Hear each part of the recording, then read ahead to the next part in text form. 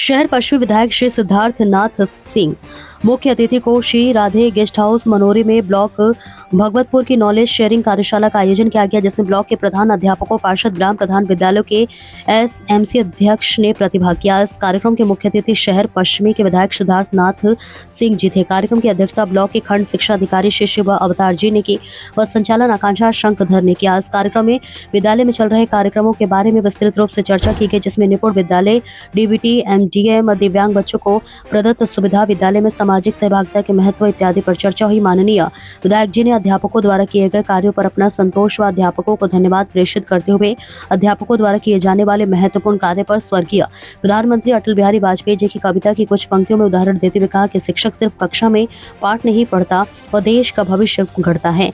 विद्यालय की कक्षाओं में देश का भविष्य फलता और बढ़ता है। साथ ही उन्होंने सभी अध्यापकों को आश्वासन भी दिया कि शिक्षा के क्षेत्र में वे हमेशा अपना योगदान देने के लिए तैयार है। प्राथमिक शिक्षक संघ के जिलाध्यक्ष श्री देवेंद्र श्रीवास्तव जी ने मुख्य अतिथि माननीय सिद्धार्थ नाथ सिंह का धन्यवाद प्रेषित करते हुए कहा कि माननीय विधायक जी भगवतपुर ब्लॉक के शिक्षकों के अभिभावक हैं और साथ ही उन्होंने समय समय पर विद्यालयों के इंफ्रास्ट्रक्चर में सुधार हेतु अपने फंड से तथा CSR फंड के द्वारा कई विद्यालयों में डेस्क बेंच, स्मार्ट क्लास इत्यादि का सहयोग प्रदान कराया तथा हमारे शिक्षक परिवार के सहयोग से अपना आशीर्वाद देते रहते हैं। इस कार्यशाला में शिक्षकों द्वारा TLM मेला भी लगाया गया, जिसमें उनके द्वारा नवाचार के विभिन्न उदाहरण प्रस्तुत किया गया। इस कार्यशाला में ब्लॉक अध्यक्ष मसूद अहमद, मंत्री राजेंद्र कनौजिया, अरुण श्रीवास्तव, AR प्रीति सेठ, उपासना सिंह, दिलीप सिंह, सत्येंद्र यादव, शैलेंद्र यादव, कंचन कुशवाहा, अनिता उपाध्याय, सौरभ सिंह, पंकज सिंह, राजू सिंह, संजय वर्मा इत्यादि शिक्षक शिक्षिकाओं ने प्रतिभाग कर इस कार्यक्रम को सफल बनाया। देखिए देवेंद्र शुक्ला की खास रिपोर्ट।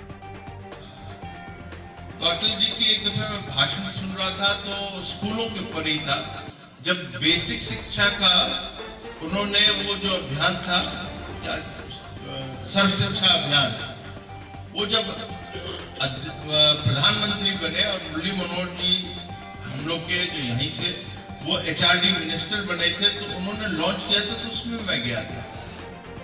तो अटल जी ने अपने भाषण में कहा था, वो मैं थोड़ा नेट पे भी ढूंढ रहा था, सच बोलूं तो मैंने उसको लिखा है। उन्होंने कहा था राष्ट्र का भविष्य, राष्ट्र का भविष्य विद्यालय की कक्षा में गढ़ा जाता है। बहुत बड़ी चीज है। राष्ट्र का भविष्य विद्यालय की कक्षा में गढ़ा जाता है। शिक्षक केवल पाठ नहीं पढ़ाता, शिक्षक केवल पाठ नहीं पढ़ाता, वो देश का भविष्य गढ़ता है। अभी आप सोचिए कितनी बड़ी चीज है। उनके 4 पंक्तियों में पूरी बात समझ आ जाती है। जो आप कर रहे हैं, मैं फिर बार बार कहता हूं कि वो आप देश का भविष्य बना रहे हैं, प्रयागराज के बच्चों का भविष्य बनवा रहे हैं।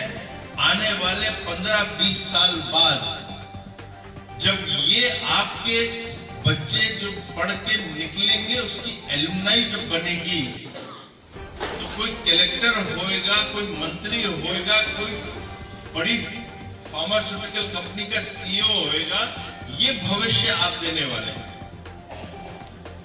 इसलिए जो आप पढ़ाते हैं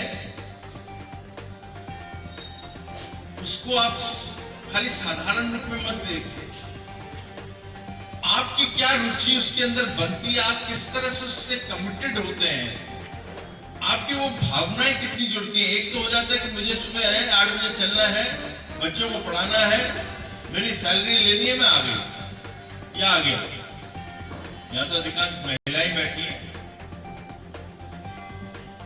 वो किस प्रकार का भविष्य बनवा रही हैं, उसकी आप कल्पना करके सोचेंगे तो आपको और काम करने में मजा आता है। मैं जब काम करता हूं, मैं यहाँ का विधायक बना तो मुझे लगा कि ये रोड नहीं है, मेरे घर में तो रोड है, मेरे को क्या जरूरत है इतना मरने की, मैं तो नहीं करता। दिखाने के लिए पुल बनाता तो बहुत है, यहाँ तो मैंने 5-5 पुल बना लिए। अभी भी लगा रहता है कि और कैसे करूं यातायात। मैं अभी भी लगा हूं किसी तरह जो पहला मेट्रो चले तो वो मेरा बमरोली से चल के सिविल लाइन जाए।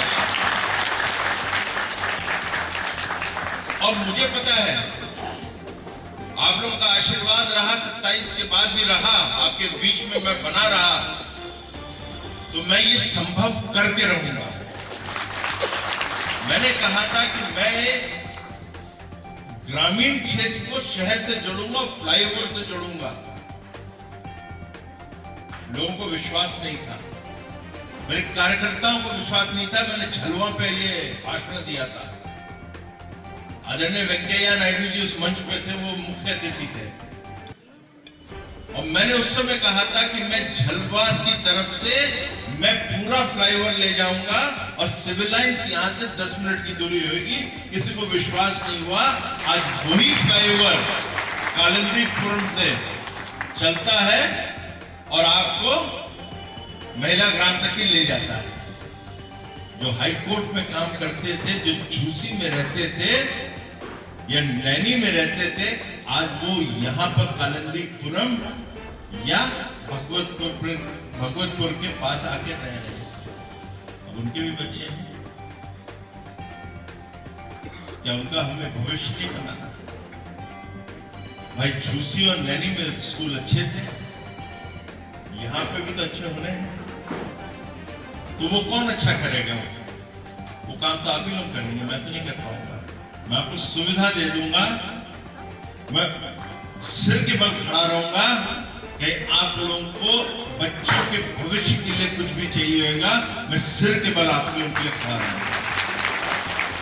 मैं ये वादा करता हूं। और मैं जनप्रतिनिधि हूं, तो जो प्रधान संघ यहां पर बैठा हुआ है, उनको भी इसी प्रकार से सोचना चाहिए कि आप क्या कर सकते हैं। क्या हमें स्कूल पर जाके अपनी दादागिरी चलानी है? नहीं चलानी, हमारा काम ही नहीं है।